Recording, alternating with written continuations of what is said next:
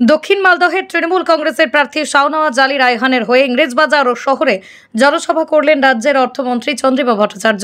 শনিবার রাতেই মালদহ শহরের ঘোড়াপিরা স্থানীয় কাউন্সিলর কাকলি কর্মকারের ডাকে এই জনসভার আয়োজন করা হয়। উপস্থিত ছিলেন ইংরেজবাজার পৌরসভার chairman Krishnendu Narayan Chowdhury, vice chairman Subala Agarwala, councillor Prosenjit Das, councillor Subhamoy Das. এছাড়াও শুভময় বসু, তৃণমূল নেতা সন্তোষ কর্মকার সহ জেলা নেতৃত্বরা উপস্থিত ছিলেন। রাজ্য সরকারের বিভিন্ন প্রকল্প নিয়ে চন্দ্রিমা ভট্টাচার্য মানুষদের বলেন, বিশেষ করে লক্ষ্মীর ভাণ্ডার যে রাজ্য সরকার মহিলাদের জন্য এনেছেন সেই বিষয়ে মহিলাদের কাছে তৃণমূলের হয়ে ভোট চান তিনি। প্রার্থী শাওনওয়াজ আলী রায়হান বলেন, এখানকার কংগ্রেসের সাংসদ কোনো কাজ করেননি, একটিবার আমাকে ভোট দিন, আমি মালদহের জন্য কাজ করতে চাই। মালদা থেকে পরিমল মণ্ডলের report, crime press Bengal news.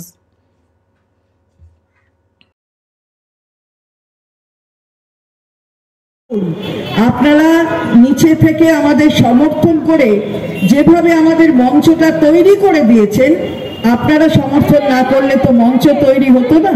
তাই আপনাদের সকলকে আমার পরম শ্রদ্ধা। আগামী 7 তারিখ 7ই মে তৃতীয় দফার ভোট।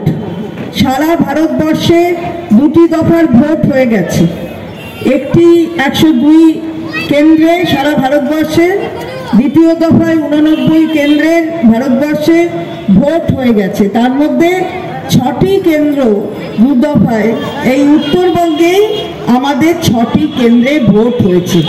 আপনাদের কাছে দৃঢ় বিশ্বাস নিয়ে বলছি, এবং এই বিশ্বাস শুধু বলার জন্য বলা তা নয়, একেবারে দৃঢ়তার সাথে বলছি, যে 6টা জায়গায় নির্বাচন হয়েছে আমরা সব জায়গায় জিতব, আমরা প্রত্যেকটি আসনে জিতব, এ বিষয়ে কোনো সন্দেহ নেই। তৃতীয় দফার নির্বাচনে মালদা উত্তর আর মালদা দক্ষিণ, আমি দক্ষিণে আপনাদের সামনে বলতে এসেছি, কিন্তু এটাও আমার বিশ্বাস 7ই মে ইভিএমে যখন আপনারা সবাই যারা আমাদের সমর্থন করছেন তারা ভোট দেবেন, তখন দেখা যাবে এই 2টি কেন্দ্রে, দক্ষিণ এবং উত্তর 2টি কেন্দ্রেতেই আমাদের জোড়াফুলের প্রার্থীরা বিজয়ী হয়েছে। তার কারণ আছে, আমরা তো এমনি এমনি বলছি না, এমনি এমনি আপনাদের সমর্থন চাইতে আসেনি। বাংলার মুখ্যমন্ত্রী, আমাদের দলের সর্বোচ্চ নেত্রী মমতা বন্দ্যোপাধ্যায়, তিনি যেভাবে বাংলাকে সাজিয়েছেন, বাংলার মানুষদের মর্যাদা দিয়েছেন, মালদাকে অন্তর দিয়ে ভালোবেসেছেন। আবার আগামীকালও তিনি মালদায় আসবেন, 2টি সভা করবেন। আপনাদের সমর্থন তাই তার উপর, তার সাথে, তার জন্য সবসময় থেকেছে, এবং আমাদের নিশ্চিত বিশ্বাস এবারেও ঠিক তেমন করে আপনারা সমর্থন দেবেন। আমরা গত নির্বাচনে 2019-এ উত্তরবঙ্গের 8টায় একটাও আমাদের প্রার্থী বিজয়ী হয়নি, কিন্তু তাতে কিছু যায় আসেনি। আগের বারে হয়নি, 8-0 হয়েছিল, এবারে 8-এ 8 হবে। তাই আপনাদের কাছে আমার আবেদন যে সবাই মিলে ভোটটা সকাল সকাল দিতে যেতে হবে। আমরা কেন বলছি জন্ম নিতে চাই, উনি কেন বাংলাতে আসতে চান জানি না, কিন্তু আমাদেরকে যদি বলা হয় আমরা বলবো যে আপনি পরজন্মে বাংলা নয়, এই পৃথিবীতে আর জন্ম নিয়েন না, মঙ্গল গ্রহে চলে যান, কারণ আপনি আমাদের কোনো প্রতিশ্রুতি রাখেননি। যে প্রতিশ্রুতিগুলো দিয়ে আপনি ক্ষমতাতে এসেছিলেন, সবকা সাথ সবকা বিকাশ, দ্রব্যমূল্যের দাম কমবে, 15 লাখ টাকা সবারই অ্যাকাউন্টে ঢুকবে, এগুলোর কোনোটাই আপনি পালন করেননি। আপনি মানুষকে শুধু ধর্মের কথা বলেছেন, অথচ আপনি নিজে কোনো ধর্ম আচরণ পালন করেননি। আপনি না সত্য কথা বলেছেন, না প্রতিশ্রুতি দিলে সেগুলো পালন করেছেন, না মানুষের সেবায় কিছু করেছেন। আপনার শাসন আমলে যদি কেউ লাভবান হয়ে থাকে, সেটা আদানি, সেটা আম্বানি, সেটা সাধারণ মানুষ নয়, গরিব মানুষ নয়, মধ্যবিত্ত নয়। আজকে একটা সামান্য গ্যাসের দাম 940 টাকা, ডালের দাম 160 টাকা। মধ্যবিত্ত কি করে আজকে আপেল খাবে, কি করে আজকে তারা আঙ্গুর খাবে, কি করে আজকে তারা সবজি খাবে, কি করে আজকে তারা মাছ খাবে, মাংস খাবে? এইগুলো নিয়ে নরেন্দ্র মোদী কোনো চিন্তা ভাবনা করেননি। উনার হাতে দ্রব্যমূল্য নিয়ন্ত্রণের একটা বড় হাতিয়ার ছিল, সেটা হচ্ছে উনি যদি তেলের দাম কমিয়ে দিতেন, উনি যদি পেট্রোলের দাম, ডিজেলের দাম, গ্যাসের দাম কমিয়ে যেতেন, সব কিছুর দাম কমে যেত। আজকে একটা গরিব পিতা তার ছেলেকে নিয়ে বাজারে যায়, ছেলেটা আপেলের দিকে ফ্যাল করে তাকায়, ওই পিতা একটা আপেল কিনে দিতে পারে না।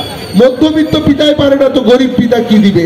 আজকে একটা মা, সে কত কষ্ট করতে হয় সংসারে 1000 টাকা 2000 টাকা জমিয়ে রাখার জন্য, তার মেয়েটাকে একটা টিউশন দেওয়ার জন্য। এইগুলো সব কিছু এরকম নয় যে আমরা কাজ করি না, এরকম নয় যে আমাদের পিতারা, আমাদের মাতারা তারা কোনো কাজ করে না।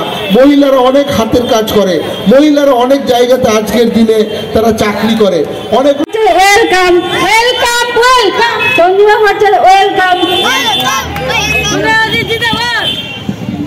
পশ্চিমবঙ্গ সরকারের মন্ত্রী তথা দীর্ঘদিনের মহিলা নেত্রী, আমাদের প্রত্যেকের চেনা প্রিয় মানুষ চন্দ্রিমা ভট্টাচার্য মহাশয় চন্দ্রিমাদিকে বরণ করে দেবেন কাকুলি কর্মকার মহাশয় এবং সহযোগিতা করবেন।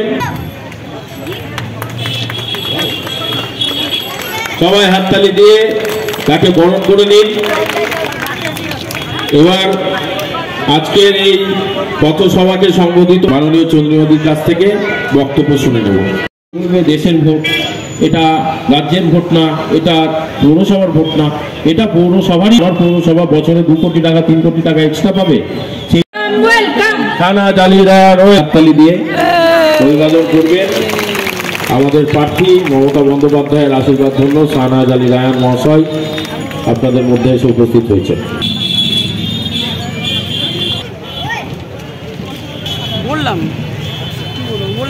শুভ সন্ধ্যা।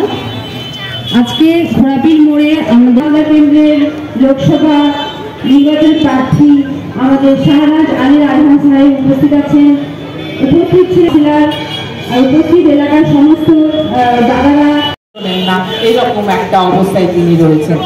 আর যে কংগ্রেসের বিরুদ্ধে, যে সিপিএম এর বিরুদ্ধে বলেছিলেন যে তাদেরকে বঙ্গোপসাগরে ছুড়ে দিয়ে, সেই কংগ্রেস আর সিপিএম এখন দোষর হয়ে আপনাদের কাছে বলছি দিয়ে 5 বছর যেন আমরা টিকে থাকতে পারি সেই ব্যবস্থা।